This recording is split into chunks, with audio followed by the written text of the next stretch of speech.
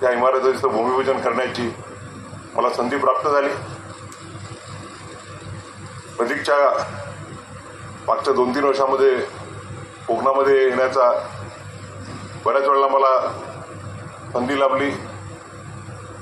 1-2-2.5 वर्षापूर्वी संग्राम देसाईंनी सिंधुदुर्गला एक मोठ्या प्रमाणावरती वकिलांची परिषद आयोजित केली होती, त्याला मी उपस्थित होतो।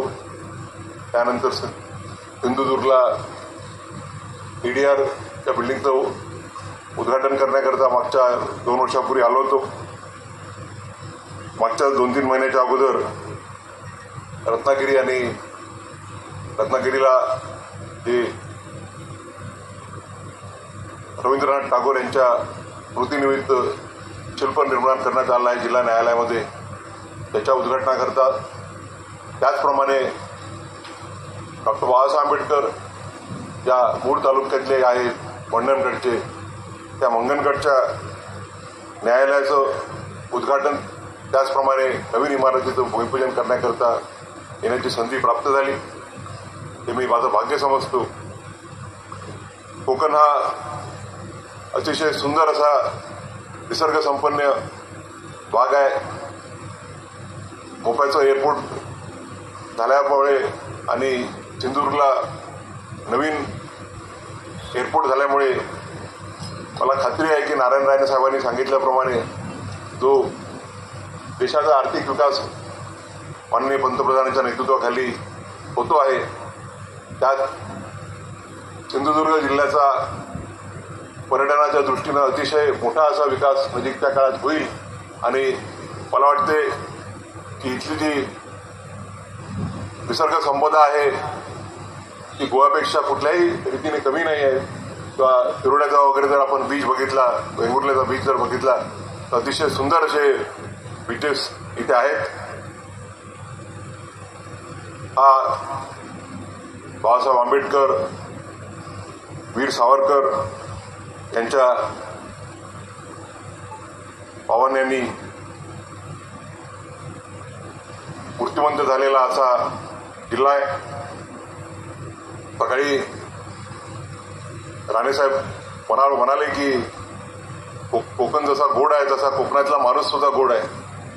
आम्ही ऐकलं होतं की कोकणातला माणूस हा फणसासारखा असतो, वरून काटेरी पण आतून गोड असा। परंतु आज या 150 वर्षाच्या समृद्ध वारसा लाभलेल्या न्यायालयामध्ये येण्याची संधी मला प्राप्त झाली। काल मला तावडे साहेब सांगत होते की ते 3ऱ्या पिढीचे वकील होते, त्यांच्या आजोबांनी देवगडला प्रॅक्टिस केली, त्यानंतर त्यांच्या वडिलांनी प्रॅक्टिस केली, त्यानंतर त्यांनी केली न्यायमूर्ती होण्याच्या अगोदर, आणि आता त्यांचा पुतण्या इथे वकिली करतोय। एवढ्या 4 पिढ्या पाहण्याची संधी त्यांना प्राप्त झाली या न्यायालयाला। आणि अनेक असे न्यायाधीश या भागातून गेले आपण ज्युडिशरीला, मग ते सातवळेकर असो किंवा भिले असो, की जे न्याय संस्थेमध्ये अतिशय मोलाचं असं योगदान करत आहेत। या प्रसंगी मी जास्त बोलणार नाही, कारण की आधीच कार्यक्रमाला भरपूर उशीर झालेला आहे आणि शेवटचा वक्ता असल्यावरती नेहमी असा प्रश्न पडतो की काय बोलायचं, कारण की सगळ्यांचं बोलून झालेलं असतं। मी या प्रसंगी सन्माननीय रवींद्र चव्हाण साहेब यांचं अभिनंदन करू इच्छितो। एकेकाळी एक प्रिझम्पशन होतं की PWDची इमारत आहे म्हणजे तिचा दर्जा हा खराबच असेल, परंतु आपण नजीकच्या काळामध्ये पाहतोय, मागच्या 4-5 वर्षाच्या काळामध्ये, त्या अगोदरही मला मुंबई उच्च न्यायालयात असताना इन्फ्रास्ट्रक्चर कमिटीचा अध्यक्ष म्हणून काम करण्याची संधी प्राप्त झाली। अनेक राज्यांमधल्या नवीन इमारतीचं आम्ही त्यावेळेला नियोजन केलं आणि त्यातले बऱ्याचशे प्रोजेक्ट जे आहेत ते आता मूर्तिमंत होत आहेत। आणि जेव्हा आपण टीका करतो त्यावेळेला जर कुणी चांगलं काम करत असेल तर त्याची स्तुती करणंही आवश्यक असतं। आणि आज आपण बघतो की PWDच्या नावावरती अगोदर जे प्रिझम्पशन होतं ते पुसल्या जाऊन आज PWDच्या ज्या इमारती आहेत त्या अतिशय उत्कृष्ट अशा इमारती आपण बघतो की ज्या चांगल्या सोयींनी युक्त असतात, कन्स्ट्रक्शन क्वालिटी चांगली असते. मग ती आमच्या अमरावतीची इमारत असो की अकोल्याची असो, कोल्हापूरची इमारत आपल्या जवळ आहे आणि अतिशय सुंदर अशी इमारत आहे. कोल्हापूरच्या विषयावरती मी येणारच आहे. आणि नागपूरला एक चांगली अशी इमारत झाली. फॅमिली कोर्ट पुण्याला अतिशय फॅमिली कोर्टाचं लिटिगेशन वेगळ्या प्रकारचं असतं आणि त्याला कोर्ट्स जे लागतात ते थोड्या वेगळ्या प्रकारचे असतात. अतिशय सुंदर अशी फॅमिली कोर्टाची बिल्डिंग सुद्धा इथे झालेली आहे. पुढच्या आठवड्यामध्ये पिंपरी चिंचवडला एक फार मोठा प्रकल्प न्याय व विधी विभागाचा, त्या भूमिपूजनाला मी आणि देवेंद्रजी, दोन देवेंद्रजी राहणार आहेत तिथे. देवेंद्रजी उपाध्याय राहणार आहेत आणि देवेंद्रजी फडणवीसही राहणार आहेत. तर अशा अतिशय चांगलं काम करत असताना मी माझं कर्तव्य समजतो की पब्लिक वर्क्स डिपार्टमेंटचं त्यांचे मंत्री माननीय रवींद्र चव्हाण, त्याचप्रमाणे त्यांचे सर्व अधिकारी, त्यांचे वास्तुविशारद या सर्वांचं अभिनंदन केलं पाहिजे. आणि मला खात्री आहे की नजीकच्या काळामध्ये उपाध्याय साहेबांच्या उपस्थितीत आणि माननीय आमचे राज्याचे विधी व न्यायमंत्री, उपमुख्यमंत्री देवेंद्रजी फडणवीस, रवींद्र चव्हाण यांच्या उपस्थितीत मुंबईची जी उच्च न्यायालयाची नवीन इमारत होणार आहे त्या इमारतीचा निश्चितच भूमिपूजन समारंभ नजीकच्या काळात होईल, याबद्दल मला पूर्ण अशी खात्री आहे. आज आपण बघतो आहोत की फार अतिशय उत्कृष्ट असं आपण इन्फ्रास्ट्रक्चर निर्माण करतो आहोत. चांगल्या चांगल्या इमारती करतो आहोत. तिथे पूर्ण फॅसिलिटीज देतो आहोत. मग ते व्हिडिओ कॉन्फरन्सिंग असो की डिजिटायझेशन असो किंवा सुसज्ज अशा न्यायकक्षा की जिथे न्यायदानाचं कार्य करण्याकरता वकिलांना आणि न्यायमूर्तींना सोयीचं होईल. परंतु आपण चांगलं इन्फ्रास्ट्रक्चर करत असताना सर्वात महत्वाची गोष्ट कुठली लक्षात ठेवायची असेल माझ्या मते तर ती म्हणजे आपण मग ते विधिपालिका असो, लेजिस्लेचर, पार्लमेंट ज्याचं प्रतिनिधित्व राणे साहेब किंवा केसरकर साहेब, चव्हाण साहेब करतायत, मग ती कार्यपालिका असेल, आमचे सन्माननीय जिल्हाधिकारी किंवा पोलीस अधीक्षक किंवा पीओ आणि आमचे बाकी इतर अधिकारी आणि ज्युडिशरी, न्यायपालिका, या तिन्ही जे पिलर्स आहेत डेमोक्रेसीचे आपल्या घटनेने निर्माण केलेले, they all exist for the common citizen of the country. The ultimate goal of the legislature, the judiciary and the executive is for doing justice to the last citizen of this country. या समाजातील, या देशातील जो शेवटचा घटक आहे त्यापर्यंत न्याय कसा पोहोचेल हे आपल्या सर्वांसाठी एक मार्गदर्शक असं तत्व आहे.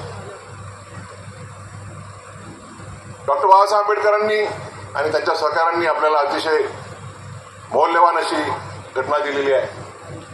आणि घटनेच्या प्रिएम्बलमध्येच आपण म्हटलं आहे की we assure justice, political, social आणि इकॉनॉमिक. या देशातील पूर्ण नागरिकांना सामाजिक, आर्थिक आणि राजकीय न्याय कसा दिला जाईल याकरता आपल्या सर्वांना कार्य करणं हे आपल्या घटनेला प्रेरित आहे.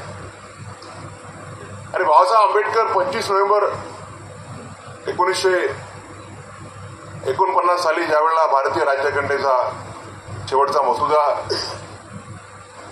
या घटना समितीपुढे सादर करण्यात आला आणि त्याच्यावर साधक बाधक चर्चा होऊन ज्यावेळेला बाबासाहेब आंबेडकरांनी उत्तर दिलं, त्यांचं भाषण त्या दृष्टीचं, त्याचप्रमाणे घटनेतील त्यांचे अनेक भाषण असे आहेत की जे अतिशय मौल्यवान असा खजिना आहेत आपल्या पिढींकरता आणि या देशाला एक चांगली दिशा देण्याकरता. ते म्हणाले की we have insured justice political social and economic to the citizen.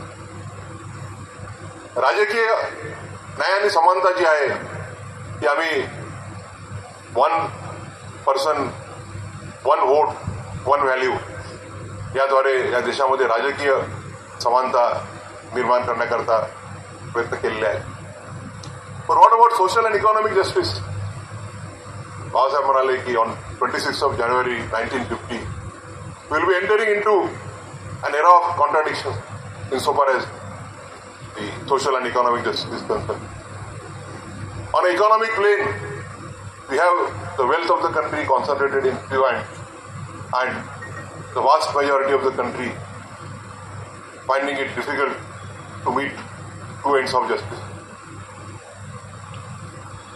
On a social plane, we have a society which has been divided into 4 compartments, and the compartments are such that it is not permissible to travel from one compartment to the other compartment.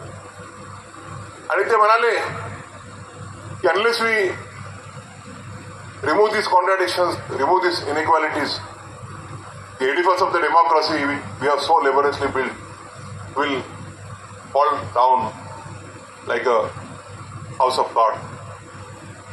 आणि म्हणून आपल्या सर्वांना की कार्यपालिका असो, न्यायपालिका असो,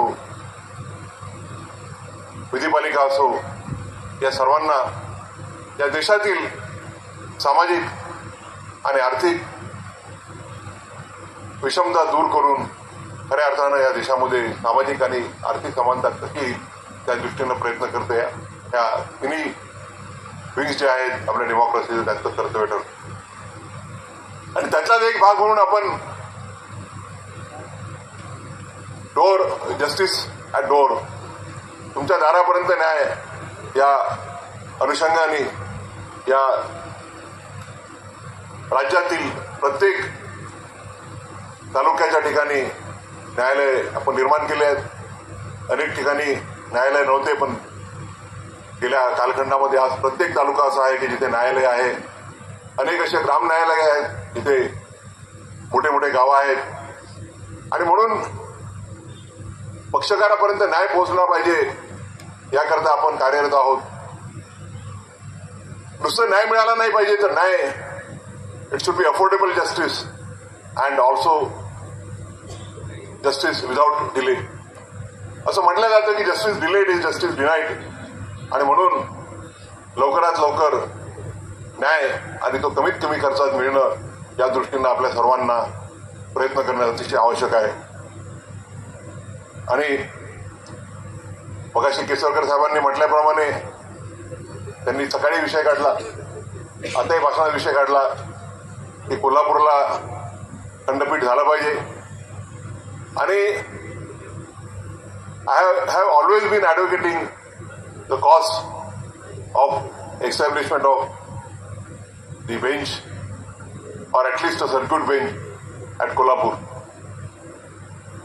आपण आज बघतो की सिंधुदुर्ग जिल्ह्यातल्या गोव्याच्या बॉर्डरवरचा असलेला एखादा पक्षकार त्याला छोट्याशा त्याच्या प्रॉब्लेमसाठी मग ते बेल असो की जमिनीचा मुद्दा असो मुंबईपर्यंत जावं लागतं. मुंबई हे एक अतिशय महागडं शहर आहे. त्याला राहण्याचा खर्च आणि मुंबईच्या वकिलांबद्दल न बोललेलं बरं.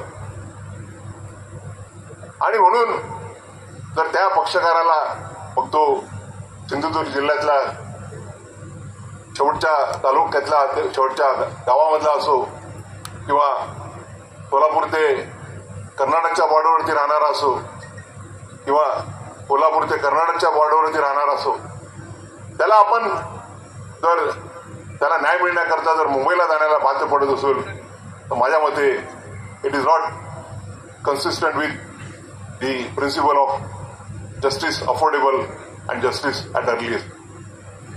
जर समजा कोल्हापूरला खंडपीठ झालं तर सिंधुदुर्गचा वकील जाऊन तिथे वकिली करू शकेल.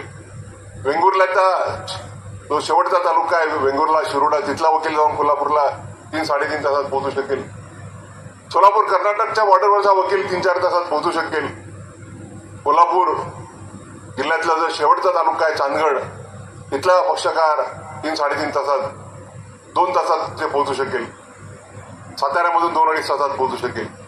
आणि म्हणून I would earnestly plead the case of Kolhapur before की पहले उपाध्याय साहब ने बोला कि मेरे कोर्ट में वो पेशी करना चाहते, तो I would put a petition on behalf of the residents of these remote parts of Maharashtra, of the Konkan region, Sindhudurg, Ratnagiri, Kolhapur, Sangli, Satara and Solapur, to establish a bench or at least a circuit bench at Kolhapur, so that we in practice follow the principle of justice affordable and justice without delay.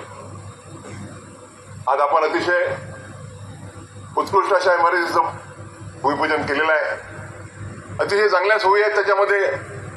Video conferencing असो, आज आपण ADR वरती भर देतो, alternate dispute रिड्युसल. कारण की traditional न्यायालयांमध्ये एवढा वेळ लागतो, तर त्याला एक पॅरलल सिस्टम म्हणून आज आर्बिट्रेशन, लोक अदालत, मेडिएशन यावरती आज पूर्ण जागतिक स्तरावरती चांगल्या रीतीने काम होत आहे. आणि म्हणून इथे आपण लोक अदालत करता येईल, अतिशय सुसज्ज असा हॉल देणार आहोत. वल्नरेबल विटनेसेस जे असतात, लहान लहान मुली ज्यांच्यावरती पोस्को त्या कायद्याअंतर्गत त्या विटनेस असतात, त्यांच्या सेफ्टी करता चांगल्या सुविधा असणारे कोर्ट देत आहोत. आणि पण अतिशय आनंदाची बाब आहे, राणेसाहेब बोलले, आम्ही त्यावेळेला मी वकिली करायचो मुंबईला, त्यावेळेला म्हटलं जायचं की कोकणातले 2 भाऊ गुऱ्यासाठी भांडतात आणि शेवटी त्यांच्याजवळ जे काही आहे ते सगळं 2 वकिलांना जातं आणि त्यांच्या हातात काहीच वेळ राहत नाही. राणेसाहेबांनी म्हटल्याप्रमाणे तशी पाळी येऊ देऊ नका.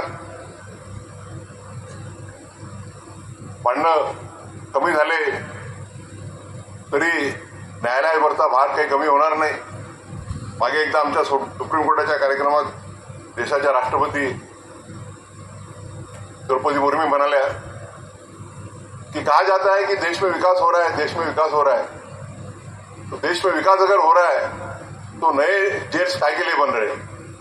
देश में विकास अगर हो रहा है तो त्या फार म्हणजे मनापासून बोलल्या त्यांनी. त्यांचं राष्ट्रपतीचं भाषण म्हणजे स्क्रिप्ट असतं, तर त्यांनी ते बाजूला ठेवलं आणि त्या म्हणाले की मैं जिस भाग से आती हूं, मैं जिस ट्राइबल को रिप्रेजेंट करते हूं, वहां के लोगों को थोड़ी आदत है, वो थोड़ा बहुत कुछ ले लेते हैं और लेने के बाद में थोड़ा बहुत झगड़ा भी कर लेते हैं.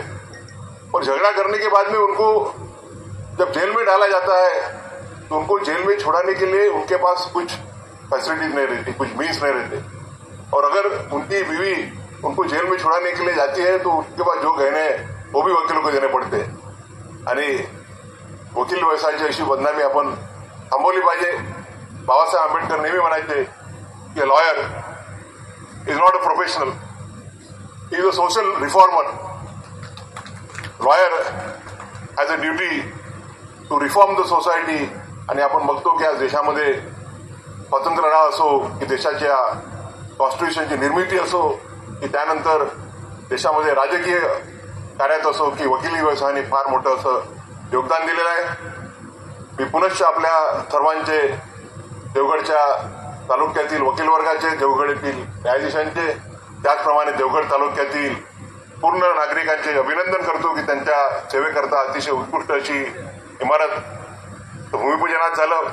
त्याची लवकरच पूर्तता होऊन उपाध्याय साहेबांनी सांगितल्याप्रमाणे ते इथून पुढे जाण्याच्या अगोदर त्यांच्या उपस्थितीत या बिल्डिंगची निश्चितप्रमाणे चव्हाण साहेब त्यांना खात्री देतील. या बिल्डिंगचं उद्घाटन उपाध्याय साहेबांच्या उपस्थितीत होईल. पुनश्च एकदा आपल्या सर्वांना मी माझ्या दृष्टीने समाधानाची गोष्ट आहे की 145 वर्षाची इमारत, या इमारतीचा कौन्सिला कार्यक्रम आणि तो पण माननीय सुप्रीम कोर्टाच्या न्यायाधीश आमचे भूषण गवई साहेब यांच्या हस्ते होत आहे. आज या कार्यक्रम वेळ नव्हता. काल रात्री 2ला पोचलो आणि 10:30चा कार्यक्रम, पण साहेबांच्या गाडीबरोबर मी वेळेत पोचलो. आज त्यांच्या हस्ते हा कार्यक्रम झाला. त्यामध्ये आमचे हायकोर्टाचे न्यायाधीश श्री देवेंद्र कुमार उपाध्याय हेही आहे. बांधव न्याय कोर्टची नवीन इमारत आणि कौशल्य कार्यक्रम, जरा प्लीज मध्ये येऊ नका. हे कार्यक्रम सातत्याने राज्य देश पातळीवर होत असतात. ही प्रशासनाची सतत चालणारी प्रोसेस आहे. पण प्रत्येक गोष्टीमध्ये, वास्तूमध्ये, होणाऱ्या इमारतीमध्ये आपलं हित किती ही ओळखणारी जनता फक्त देवगडमध्ये असल्याने एवढी मोठी संख्या आज उपस्थित आहे. बांधवना 145 वर्षानंतर इमारत होते आहे. ग्राउंड +4, तळमजला अधिक 4 अशा 5 माळ्याची. आता तर आपण पाहता इमारत समोर आहे. ही 5 माळीची जवळपास इमारत असेल. सर्व कोर्टाला लागणाऱ्या सुखसोयी आतमध्ये होणार आहे. मी सर्व मान्यवरांची भाषणं ऐकली. माझं पिंड आहे, सवय आहे, मी विषयाच्या बाहेर जात नाही. मी कौन्सिला, बिल्डिंग, कोर्ट, न्यायालय याच्या बाहेर जाणार नाही. तर एक अतिशय सुबक सुंदर अशी इमारत आणि कोर्टाला लागणाऱ्या कामकाजासाठी सर्व गोष्टी त्यात उपलब्ध होतील अशा प्रकारची इमारतीचं बांधकाम होत आहे. मी बांधकामाबद्दल, नवीन बिल्डिंग बद्दल होतं मी एक वाक्य, दोन्ही इमारती कुडाळाने 60 कोटीच्या आतमध्ये प्रोव्हिजन आहे, तरतूद आहे. पण इमारती सुबक व्हाव्या, सुंदर व्हाव्यात, एलिव्हेशन अतिशय देखणं असावं. आज बाहेर सगळं मुळात आपल्याला काय इमारती कशासाठी आहे हे न्यायालय. या न्यायालयातून सर्वसामान्य भारतीय नागरिक, देवगड असो, जिल्ह्यात असो, भारतीय जे येतील त्यांना न्याय मिळाला पाहिजे. कायदेशीर न्याय, आउट ऑफ जाऊन न्याय म्हणत नाही, कायदेशीर न्याय मिळाला पाहिजे. परमपूज्य बाबासाहेब आंबेडकरांनी जी घटना दिली, त्याच्या आधारे कायदे बनले, त्या कायद्याचे न्याय मिळाले आणि मला खात्री आहे हा न्याय या कोर्टातून मिळेल. इमारती चांगली होईल. आता याच्यामध्ये एवढे वर्ष का लागली, आताच कसं हे नाही. एक सांगतो, मी गेली 34-35 वर्ष साहेब मी मंत्री कुठे महाराष्ट्रात, पण 34 वर्ष ऍडमिनिस्ट्रेशन, प्रशासन कसं, प्रशासन काम कशा रीतीने करतं. बरेच लोक सकाळपासून मला 2-3 लोक आम्हाला एवढी सबसिडी 35% द्या, आमचं हे काम बजेटमध्ये गेला. लोकांना वाटतं प्रत्येक काम आपलं व्हायलाच पाहिजे. ही सरकारी जमीन आमच्या संस्थेला द्या. सरकार म्हणजे कोण? आपण नाही. सरकार चालवायला पैसा जातो, कोणाकडून जातो? जनतेकडून जातो. टॅक्स कोण भरतं? तुम्ही. रिसोर्सेस म्हणतो, जे उत्पादन आहे देशाचं, राज्याचं, हे उत्पादन जनतेकडे. आता तुम्ही म्हणाल या देशातली सगळी कोर्टच्या इमारती आत्ताच करायला घ्या, शक्य आहे का? तुम्हाला असं सांगितलं पुढच्या 25 वर्षाचा टॅक्स आजच द्या, चला सगळं करू, शक्य नाही. आणि त्यामुळे आज हे 2 आणि पुढे सावंतवाडी, मालवण हेही होईल. यामध्ये काही CRZचा प्रॉब्लेम मालवणचा आहे, तोही आपण सॉल्व्ह करू, मंत्र्यांना समजून सांगू. कुठला प्रश्न माझ्या मते गेल्या 34 वर्षात सिंधुदुर्गात अडला, काम सांगितलं आणि झालं नाही असं एकही नाही. आता वकील म्हणाल्यानंतर बोलणारच होते. न्यायाधीश लोकांना माहिती असतं कसं बोलतात, बोलणार. आता त्यांनी बाजू मांडतात, अतिशय प्रामाणिकपणे संग्राम त्याचे सहकारी काम करतायत, चांगलं करतायत, मला काय म्हणायचं.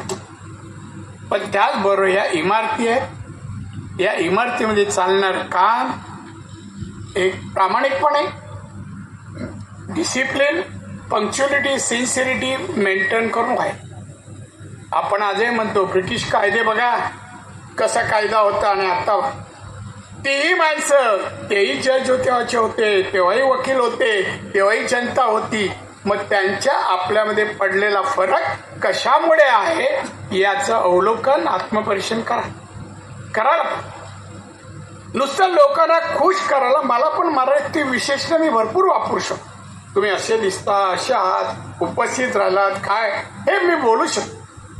पण ते करण्याने आपला देश आत्मनिर्भर बनवायचा आहे, आपला देश विकसित बनवायचा आहे. 2047 आपला भारत देश, हा भारत देश जगाच्या पाठीवरील एक विकसित देश, अमेरिका, चायना नंतर आर्थिक प्रगत देश आपल्याला बनवायचा आहे. त्या तिथे घेऊन जायचं आहे. त्यामध्ये आपलंही योगदान हवं असे ठरवणारे जर नागरिक असतील आणि आहेत तर आपण 2047 नक्कीच आत्मनिर्भर आणि विकसित देश बनवू. मोदींनी जाहीर केलंय. मोदी आले बांधवानं महत्वाकांक्षी माणसं असली तर विकास होतो. त्याला उत्तम उदाहरण मोदी जे आले 2014 जगाच्या अर्थव्यवस्थेमध्ये भारत 10व्या क्रमांकावर होता. आज 9 वर्षानंतर भारत मोदींनी 5व्या नंबरवर आणला आणि त्याच वेळा म्हणाले भारत आज 5वें क्रमांक में है. 2030 तक भारत ये 3रे क्रमांक दुनिया के अर्थव्यवस्था में 3रे क्रमांक में होता. 3.5 टाळ्या वाजल्या देशाची प्रगतीबद्दल बोलत असतात. धन्यवाद. आनंद वाटतो, बरं वाटतं. आपले विचार लोकांना आवडतायत, पटतायत. मोदी समथिंग डिफरंट चांगलं काम करतायत. आनंद पाहिजे.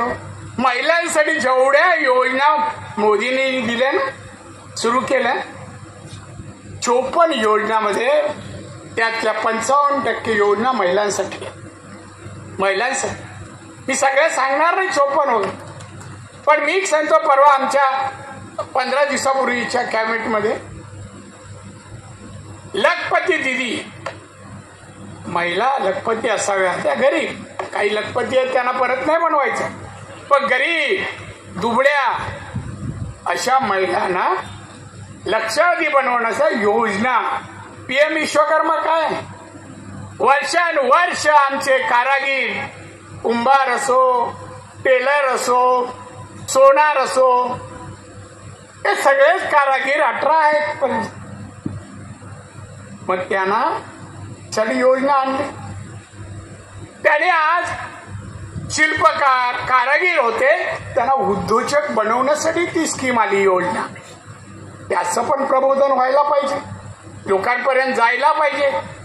कारागीर असेल त्याला उद्योग बनव, तोही 5-10 कामगार ठेवेल, रोजगारी तयार होतील, पर कॅपिटा इन्कम वाढेल, दरडोई उत्पन्न वाढेल, दरडोई उत्पन्न वाढेल, GDP वाढेल, देशाची अर्थव्यवस्था त्यामुळे वाढेल निर्यातीमुळे.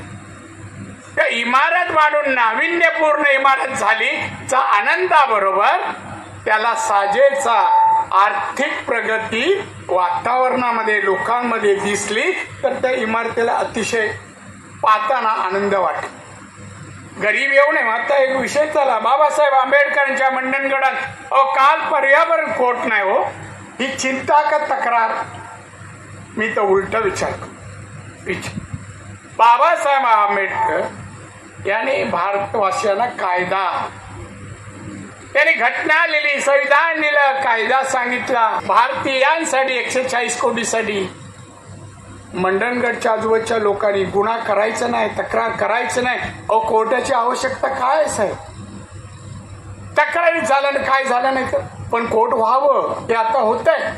पण याचा अर्थ तक्रारी जास्त करणं मी म्हणणार नाही. कोकणी माणसाची सवय कोर्टात केसेस टाकत राहणं, वकील आणि जजना काम देत राहणं हे पुण्याचं काम नाही, पुण्याचं लोकहिताचं नाही, लोकहित. त्या आपण सर्वजण, देवगड माझा आवडता तालुका आहे, कारण आंबा होतो. पहिला आंबा 3 दिवसापूर्वी खाल्ला. चविष्ट आंबा आहे, स्वादिष्ट आहे, पौष्टिक आहे. त्या पौष्टिकतेमध्ये विचारसरणीला चालना देईल, ब्रेनला चालना देईल आणि चांगलं ते आमच्या लोकांना दिसेल, विकसित भारताबद्दल काहीतरी दिसेल, सहकारी शेजारी पाजारी जिल्ह्यातल्या लोकांना मार्गदर्शन करून चांगला मार्ग त्यांना दाखवणं हे प्रत्येकाचं. आज मी या कार्यक्रमाला आलो, मी तुमच्याशी बोलावं, भाषण करायला ना, थोडं इतकूच करावं, बोलावं, काय देश कुठे चाललाय, आपल्याला काय करायचंय. मी नागरिक आहे, मी मंत्री म्हणते, मी नागरिक आहे, माझं कर्तव्य आहे, ड्युटी आहे माझी, आणि त्या माध्यमातून करावं. फार मोठ्या संख्येने तुम्ही आलात, लाख लाख धन्यवाद तुम्हाला देतो. पण भाषणं ऐकायची सोडून द्यायची नाही, ती त्या भाषणाचा विचार कर. का बोलले, कशामुळे बोलले, याचा काय उपयोग. अगदी मराठीतल्या साहित्यात अनेक शब्द एवढे आहेत कौतुकाचे, अनेक एवढे आहेत. बरेच लोक अमुक माणूस दिसला, हो काय राणे साहेब एवढं, आणि पुढे गेलो काय वेगळी प्रतिक्रिया असते. हे आपलं वैशिष्ट्य आहे, मला उघडायचं नाही, त्या वापरणं, एवढंच आहे, वापरणं. आणि म्हणून आज 2 आहेत, कुडाळ आहे, देवगड आहे, झालं. तुमच्या सर्वांचं अभिनंदन.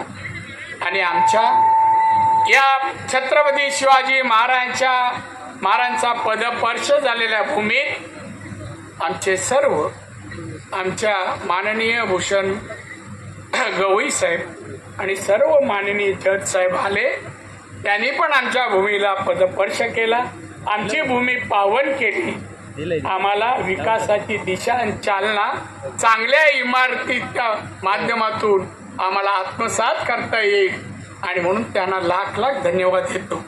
आमच्या इकडे गाव तिथे देवळायचं आहे, तिथे कुणकेश्वर, त्या कुणकेश्वराला मी प्रार्थना करतो, या न्याय देवतेच्या मध्ये बसलेले आमचे सगळे सुप्रीम कोर्ट, हायकोर्ट आणि सर्व न्यायाधीश यांना आमच्या कुलदैवत किंवा कुणकेश्वर देवानी, रामेश्वरांनी दीर्घ आयुष्य आणि उत्तम आरोग्य देऊ दे. या देशात न्यायाचा देश भारत देश, विकसित देश भारत देश अशी प्रतिमा जगात होऊ द्या, आणि ती करण्यासाठी यांना उदंड आयुष्य आमच्या रामेश्वराने आणि कुणकेश्वर द्यावं अशी मी प्रार्थना करतो. आणि मी इथेच थांबतो. मला आमंत्रित केलं, मान सन्मान आदर सगळ्यात दिला नेहमीप्रमाणे, त्याबद्दल तुमचा